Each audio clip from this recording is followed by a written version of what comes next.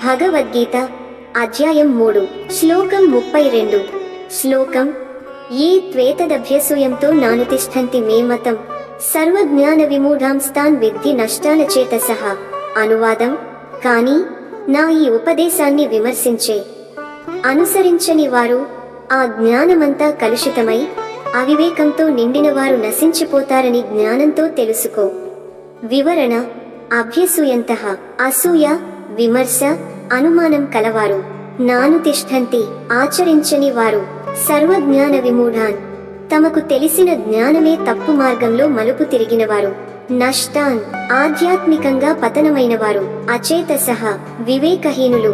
తాత్విక సందేశం: ధర్మాన్ని తిరస్కరించడం అంటే నిజానికి మనకే నష్టమని గ్రహించాలి. జ్ఞానం ఉన్నా దాన్ని సత్మార్గంలో ఉపయోగించకపోతే అది నాశనానికి దారి తీస్తుంది. అహంకారం, అసూయ, విమర్శ ఇవి ముక్తి మార్గానికి అడ్డుగోడలు. ఉదాహరణ: ఒక మంచి వైద్యుడు మందు రాసినప్పటికీ రోగి అహంకారం లేదా అనుమానం వల్ల మందు తినకపోతే చివరికి నష్టపోవడం ఎవరిది? రోగిదే. అలాగే ధర్మాన్ని తిరస్కరించడం మన జీవితాన్నే దెబ్బతీస్తుంది. ఎండ్ నోట్: ధర్మాన్ని నిర్లక్ష్యం చేస్తే అది మనకే నష్టాన్ని తెస్తుంది. ఓం శాంతి శాంతి శాంతి. కామెంట్లలో మీ అభిప్రాయాన్ని చెప్పండి, లైక్ చేయండి.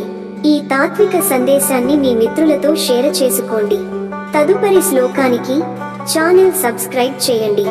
ధన్యవాదములు. జై శ్రీ కృష్ణ.